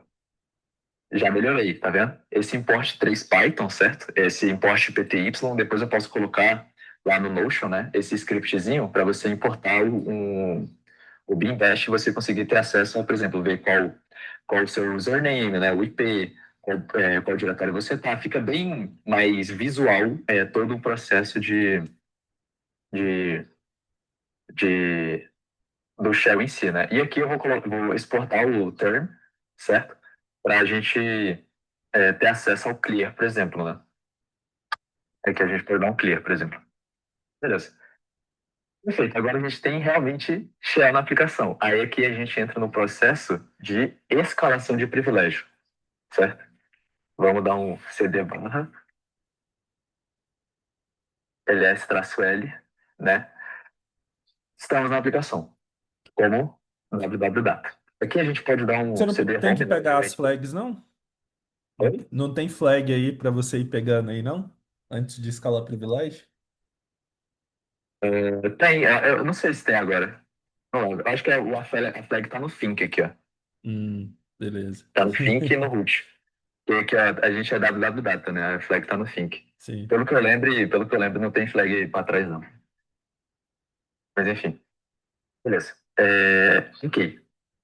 Aí a gente começa o processo de escalação de privilégio. A gente pode até procurar as flags, né? Usando find, por exemplo, find barra, nosso name, user.txt, que é normalmente o padrão de flag, certo? Aqui a gente pode traço type f, barra dev, barra null, né? A gente consegue procurar. Aqui, ó. Tá vendo? O user TXT está no think, igual como eu falei, né? A gente procura onde é que está a flag de usuário ou até mesmo a flag de root. E a gente conseguiu achar, tá no home barra think. Só que a gente não tem acesso ao home barra think, eu acho. Poxa, a gente tem. Insano. Aqui, ó. User.txt. Ah, não, permissão denied. A gente não tem como. Então, a gente precisa achar uma maneira de a gente conseguir achar o user. Conseguir ver a flag do user, né? Porque esse é o objetivo. Aqui a gente já está dentro da aplicação, então aqui a gente já pode fazer muita coisa, certo? Mas aqui agora o nosso objetivo é escalar o privilégio de chegar a root, né? A gente rootar a máquina. Beleza. E aí existem técnicas de escalação de privilégio. Uma delas, no CTF do Rootme, por exemplo, a gente utilizou uma que é enumeração de binários, né? Ou enumeração de SUIDs, né? Que a gente chama. E a gente pode utilizar é, um scriptzinho, né? Um comando Linux que a gente consegue filtrar comandos SUIDs, né? Um find barra, certo? Name, como é que é? IPF, perm-4000. Um comandinho bem chatinho, vocês podem decorar ele. Eu gosto desse, né? Existem outras formas também, certo? E aqui a gente consegue enumerar os arquivos binários que têm permissão 4000 e vai redirecionar o erro, né? Os códigos de erro para dev barra null, certo? E aqui a gente começa a enumerar todos os arquivos binários. Beleza. Existem outras formas também, a gente pode usar o Limpis, né? Depois vocês pesquisam o limpis.sh. Ele é uma ferramenta automática de... É um shell script de, de, de escalação de privilégio. Existe um Winpis, que é de Windows, que é em PowerShell, certo? E aqui ele faz uma enumeração inteira do sistema quando você invade.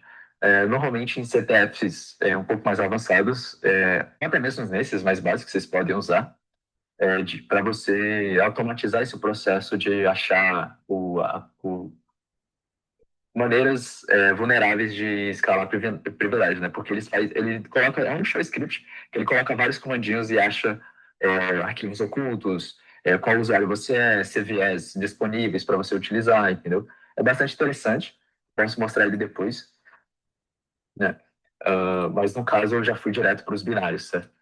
Beleza. E aqui a gente consegue ver que são binários normais do próprio Linux, certo? A gente não, por experiência, a gente consegue saber. Outra coisa que vocês podem fazer, já que vocês estão começando agora, o que vocês podem fazer? Pega isso aqui tudo, Ctrl+C, Ctrl+V, ChatGPT. E ver qual binário é diferente aqui e qual não é comum no Linux, certo? E aí vocês conseguem, tipo, pede pro ChatGPT responder para vocês, entendeu? E vai estudando através dessa resposta dele. Não tentam fazer, faz aí para mim, entendeu? Tipo, estuda através do GPT. Beleza.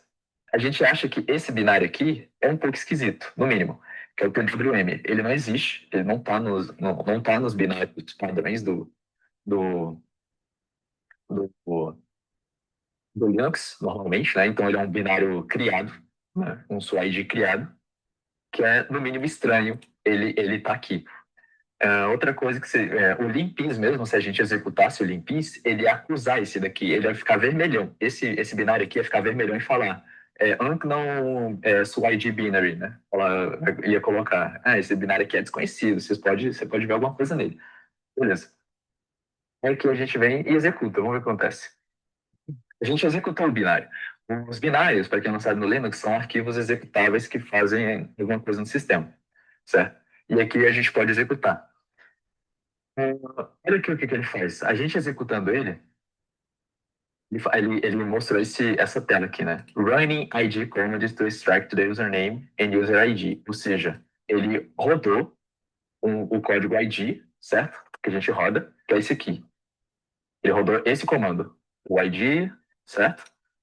Aí depois ele achou o nosso ID, que é o www.data, certo?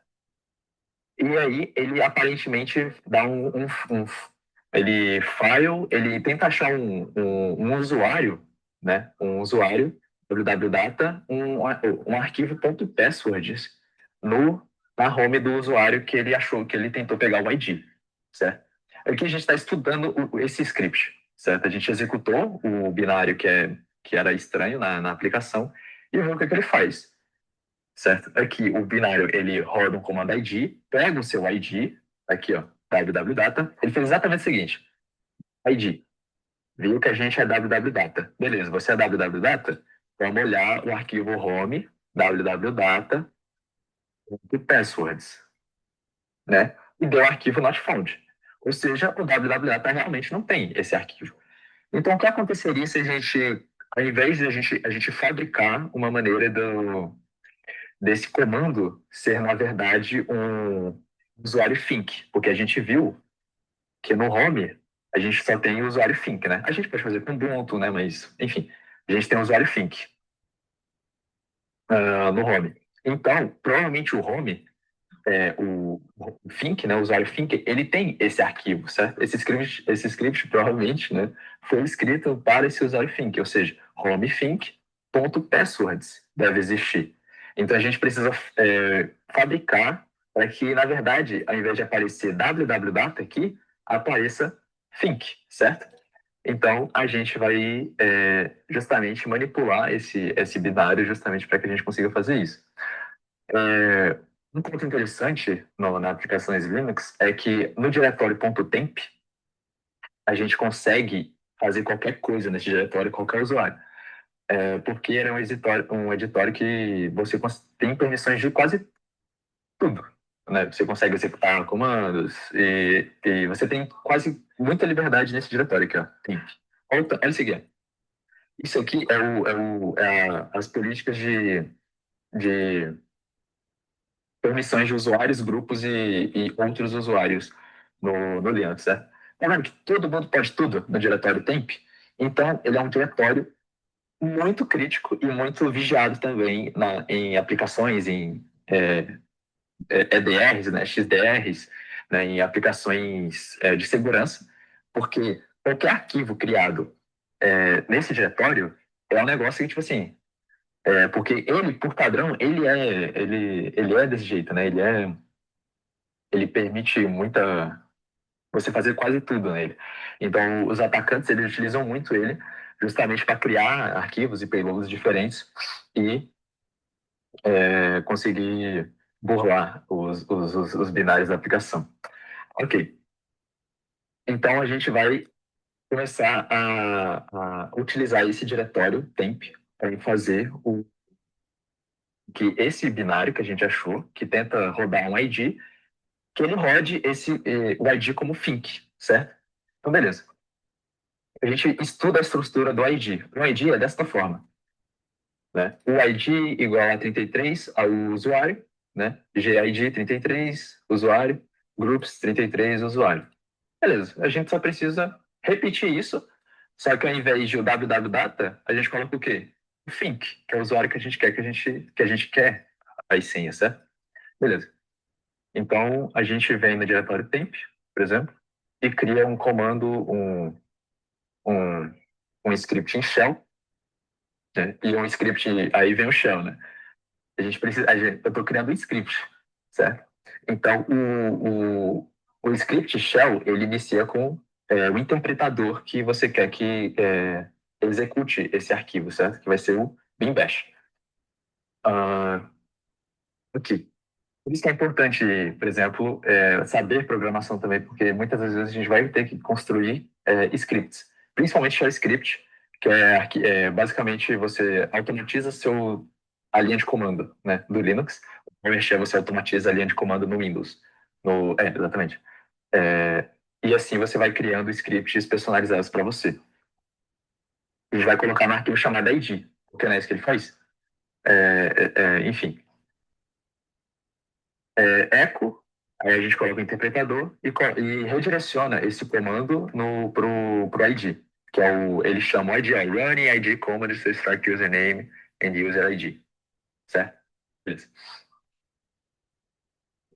Essa parte vocês estão conseguindo entender? Eu quero que eu explique melhor. Eu acho que tá tranquilo, eu não sei se. Porque aí seria mais conhecimento em relação à linguagem, né? Ou Linux. O shell script é Linux. É.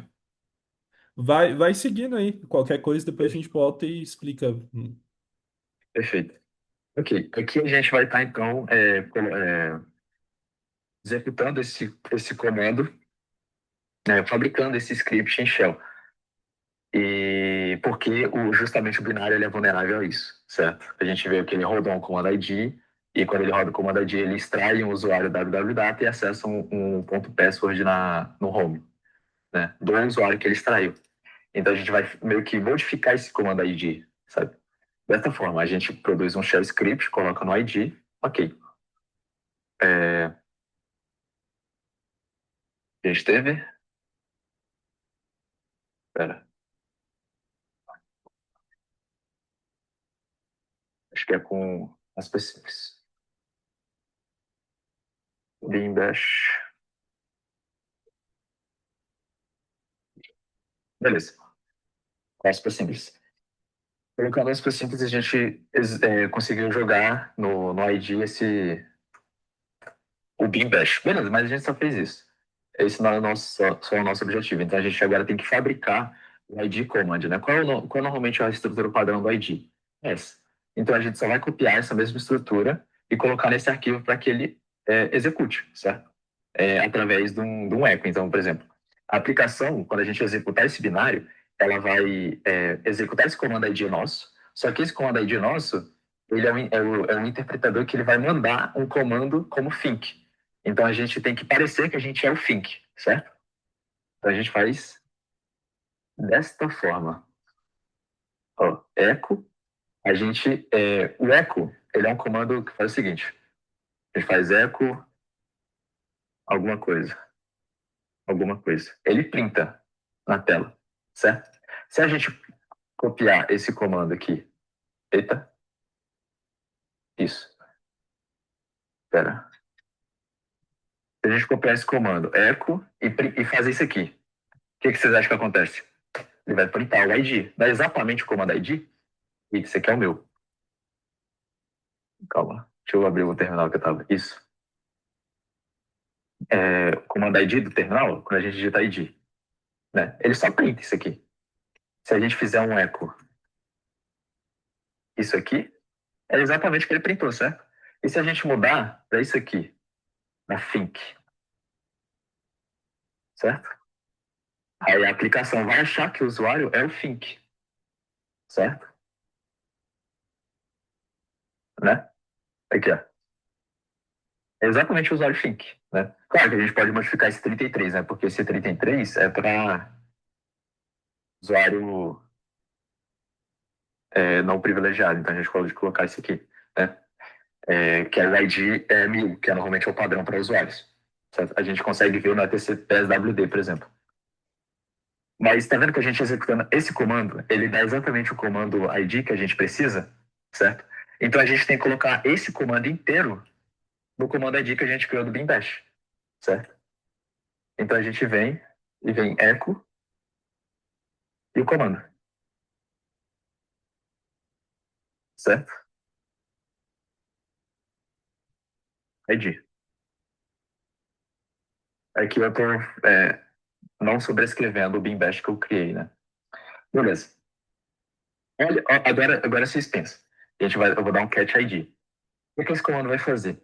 Ele vai executar esse comando na aplicação, certo? Ele vai quando se eu dar um shid, né, executar esse comando, o que ele vai fazer? Ele vai printar think, certo? Ele vai printar isso aqui, porque ele vai executar esse comando como um echo e vai mandar para a aplicação como output o think. E aqui a gente vai tentar bypassar esse binário. Agora, outra coisa que a gente tem que fazer. O diretório temp, ele não é normalmente executado como binário, né? Então a gente tem que exportar ele como binário, né? Porque quando a gente executa esse binário que a gente achou, né? Qual foi o binário? Era o user, sbin, pwn? pwm? Eu não lembro. Eu vou ter que fazer o comando de novo. File, typef, perm, próximo, quanto mil. É find, né? Botei file. Find barra, typef, isso. Isso. Beleza. A gente achou, era esse aqui. PWM. SBIM PWM. Ok.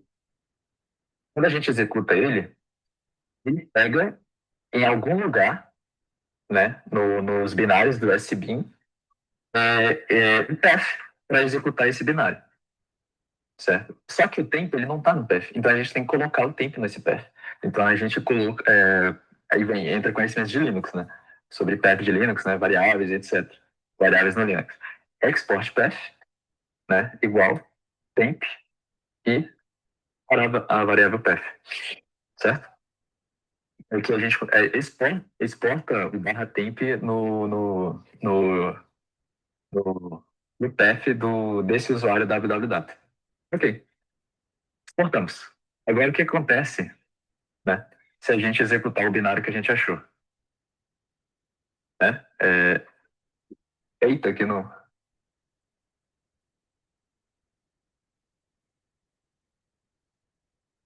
deu certo.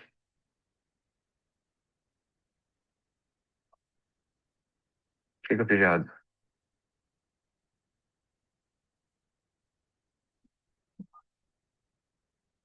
Ah, já sei. Eu não coloquei, eu não dei permissões de executável pro ID. Certo? Quando a gente entra aqui, ó, a gente vê que o ID ele não tem nada de execução, então ele não vai interpretar como comando. A gente tem que usar o chmod mais xid. Certo? Aqui a gente vai dar permissão de execução pro ID. Beleza. Saindo, a gente executa o user bin, certo? Aí o que ele faz? Ele listou todo o comando do think. Aí o que ele fez? Pronto. Porque a gente hackeou o binário e a gente teve acesso ao home barra think barra ponto password. Porque o binário, ele procurou o comando ID no diretório do temp que a gente exportou, certo? Só que a gente fabricou o comando ID. O que era o comando ID como executável? A gente usou o interpretador shell para ser executável e colocou o echo comando e a gente fabricou o ID, né, colocando think. Então, quando ele executou o ID, o comando deu um eco para ele do think. Então ele falou, pô, então você é o think. Beleza, então eu vou te dar o diretório.passwords do think. Pronto, aqui, ó. Aqui a gente achou uma word list de usuários. de senhas, né? Provavelmente, né? Teles? Caramba, meu nome. Enfim. Ah, o que que a gente pode fazer? A gente pode fazer um brute force, a gente conseguiu o ponto passwords nele, né? A gente pode fazer um brute force no SSH agora. Agora sim a gente pode usar o Hydra, né? A gente a gente conseguiu um word desses nomes, certo? Então a gente nano pass, por exemplo, password.txt, certo? A gente não sabe qual desses passwords é o usuário, é o do usuário Think, né? Então a gente só salva todos eles e faz um brute force, o Hydra, né? A gente sabe que o nome do usuário é Think, a gente utiliza a password que a gente conseguiu, coloca o endereço IP da aplicação, que eu já esqueci, é esse aqui, certo? Esse é o comandinho Hydra, certo? L para colocar o usuário. Se você quisesse colocar uma lista de usuários, era L maiúsculo. Aí você tem que digitar um arquivo.txt que tenha mais de um usuário. Ou dois usuários, três usuários. Aí fica a seu critério montar sua word list, né? E o seu password. No caso, P maiúsculo para fazer uma word list de password, poderia ser um P minúsculo se fosse uma password só, mas com uma word list, P, password. Aí o target, né, da aplicação é SSH, que a gente viu que estava aberto. Naquela primeira fase, a gente viu que o SSH estava aberto. SSH, dois pontos, barra, barra, aplicação. Ups, acho que é assim. Deu certo. A gente poderia fazer dessa forma aqui, ó, que eu tava tentando fazer dessa forma aqui, ó. SSH, dois pontos, barra, barra, e o... Eita, deixa eu só colocar um comandinho aqui para ele não ficar... Que o Windows, ele tem esse negócio. Aqui a gente pode botar o modo verbose, só pra gente ver quais tentativas ele tá fazendo, certo? E aí ele vai fazer um brute force na SSH com o usuário Think. Fechou. Achou o password? josemari.acafink. Deu o verdinho, né? Pronto, agora a gente consegue logar no SSH como usuário Think, certo? A gente coloca Think, arroba, de novo, o target IP, 10.68.7. Beleza. E aí ele vai pedir a password, né? Não, primeiro ele aceitar a chave pública, né? E agora colocar a password que a gente achou. Perfeito. Agora estamos na aplicação como Think. Mais uma salva de palmas. Aqui a gente conseguiu escalar privilégios para o usuário Think. E agora a gente consegue capturar a flag TXT, né? O user TXT.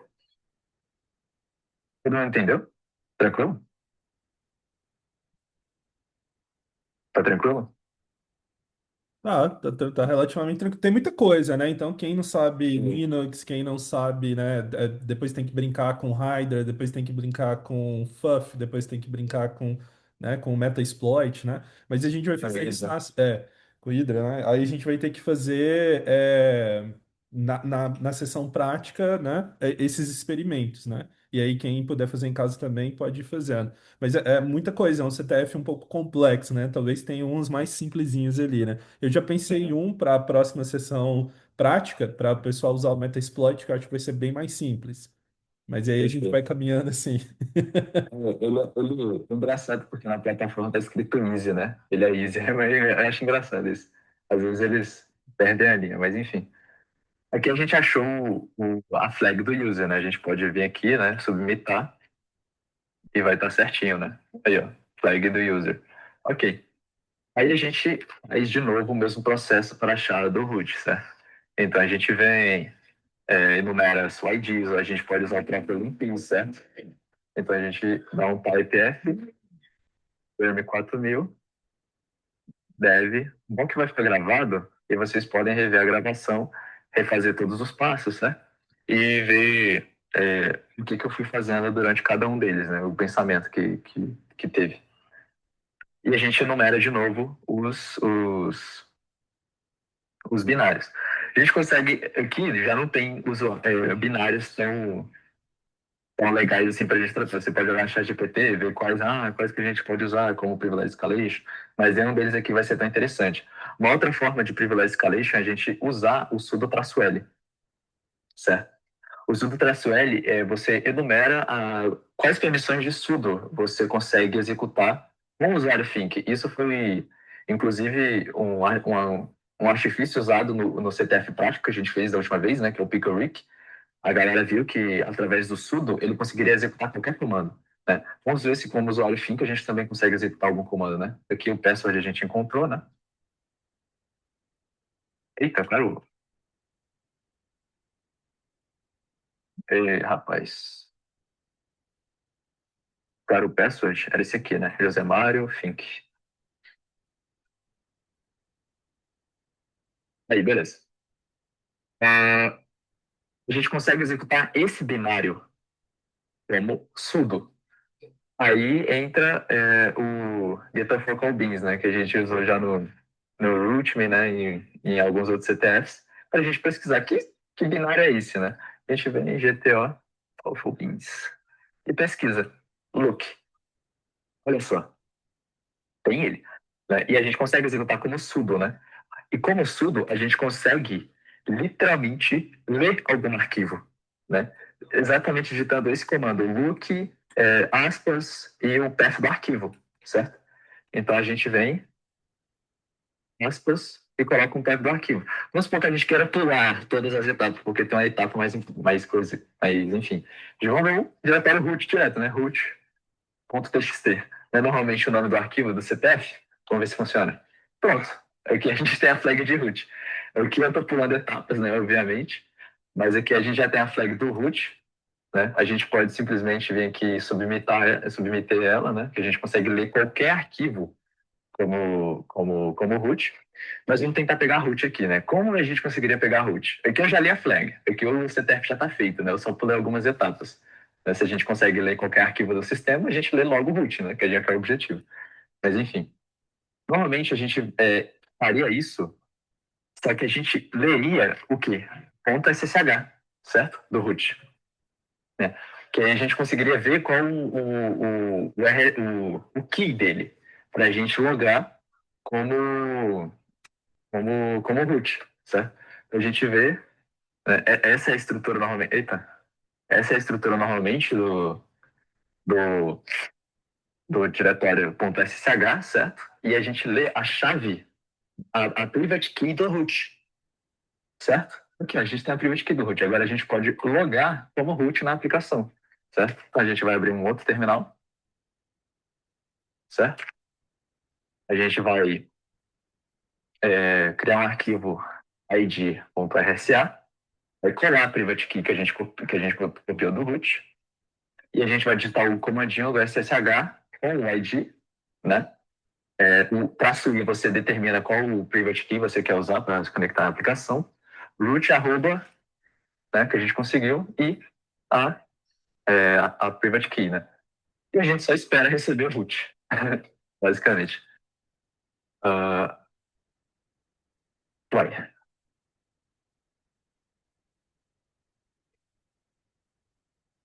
Ah, chmod mais 6.000. chmod 6.000, né? Basicamente, a ID é essa aqui. Eu esqueci. Quando você tem uma private key, por padrão, o SSH ele não permite que você consiga se conectar a aplicações, né? A própria aplicação faz isso também. Quando a private key, ela tem muitos privilégios, certo? Então, você tem que setar os privilégios da private key usando o chmod 600, certo? Beleza. Aí você repete de novo.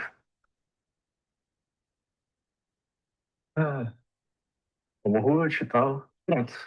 Nós somos roots agora. E é isso, CTF, né? Basicamente. Bate root.txt, aí a flag. Agora a gente pode fazer aquele famoso rm-rf e acabar com a aplicação, né? Beleza, massa demais. Pessoal, é isso, né? Se tiver qualquer dúvida, pode perguntar. Eu só queria falar que algumas dessas técnicas que o Enzo usou, a gente vai ver em outros CTFs. Então, Essa é uma técnica comum, né? Você pegar a chave privada do root para ganhar, ou do root ou de um usuário, né? Para ganhar SSH, o acesso ao SSH sem descobrir a senha dele. Então, tem outros CTFs que fazem exatamente esse tipo de coisa. Então, são técnicas que agora pode ser que vocês nunca foram expostos a isso, pode ser soar complexo, mas à medida que você for fazendo, você vai vendo que é algo assim comum que a gente testa, tanto é que é um nível easy, né? Então, essa questão de pegar a chave privada do SSH e colocar na sua máquina, setar ela para fazer o acesso sem precisar de password é algo que a gente faz, né? Fazer força bruta, né? Ali ele tentou, no começo também ele tentou fazer uma SQL injection, né? Mas não deu muito certo, né? Então, a gente vai aprender também a fazer SQL injection. E aí tem uma vulnerabilidade muito interessante que a gente vai também dar uma estudada, que é o SQL Injection Time-Based, né? Enfim, aprendemos a usar o Metasploit. Então, foi muita coisa. A gente aprendeu a identificar um binário que não normalmente faz parte e explorar esse binário. Foi o caso do PWM, né? Então, esse, por exemplo, aí eu nunca tinha visto. Achei isso aí bastante interessante, né? Mas o raciocínio foi bastante básico também, né? Então ele notou ali que ele estava executando o ID e ele simplesmente fabricou o ID com o output que ele queria, né? Para fazer para poder fazer acesso ao ponto password ali do usuário Think, né? Outra coisa que é interessante, né? Quando ele conseguiu o password do usuário Think, ele já pensou em fazer um ataque de força bruta no SSH com Hydra, né? Uma das coisas que você pode fazer, se tiver muito, né? Se esse password for gigantesco, né? Uma das coisas que você pode fazer é dar uma olhada nas senhas ali, né? Pelo menos no começo ali. Talvez você poderia ter achado de cara, porque a senha já falava um pouco, né? Já falava lá o José, né? Enfim, aí colocava AKA Think, né? Era a única senha ali que já dava para perceber que talvez poderia ser ela, porque já estava falando, né? Que era o nome do usuário dele, também conhecido como Think, né? Então poderia ser a senha também, já você poderia já ir de cara ali, né? Então, enfim, então esse CTF ele foi bastante completo no sentido que dá para a gente explorar agora uma série de outros CTFs, né, sem aprender mais ferramentas. Então, o que que a gente vai fazer? A gente vai pôr em prática, né, o uso do FUF, o uso do Hydra, o uso do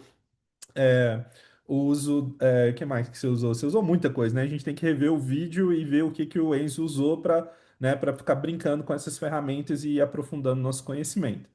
Beleza? Então a gente. Inclusive, um ponto sobre o binário lá, o PWM, né, ele não é um binário padrão do sistema, porque ele foi fabricado, inclusive, pelo próprio CTF, né? Então, muitas aplicações, elas têm um script fabricado pela própria pessoa que organiza ou gerencia o sistema, por exemplo, um script de backup, entendeu? Muitas pessoas usam script de backups, né? E aí tem um backup.sh e ele tem alguma vulnerabilidade e ele normalmente é executado como boot, né? E aí, às vezes, ele tem alguma vulnerabilidade que você consegue burlar o sistema para justamente escalar privilégios, né? Então, às vezes, nem é o sistema em si que é vulnerável, né? É alguém que criou um script SH e deu privilégios demais para ele, e esse script que ele criou é completamente vulnerável ou tem como manipular para a gente conseguir escalar privilégio. Beleza, perfeito. E aí é fazendo, é testando, é brincando com essas ferramentas que a gente vai tendo mais intimidade com elas e vai entendendo melhor, né? Como que a gente pode ir pensando para burlar, né? É, as travas do sistema, né? Para a gente poder começar a ter acesso, né? Então, eu acho que por hoje é isso. Se alguém não tiver mais dúvidas, a gente vai encerrar a gravação, encerrar aqui o nosso encontro.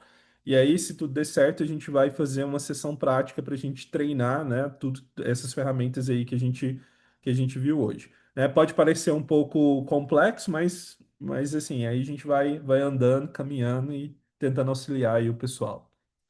Valeu? Valeu, professor. Beleza. Eu mandei com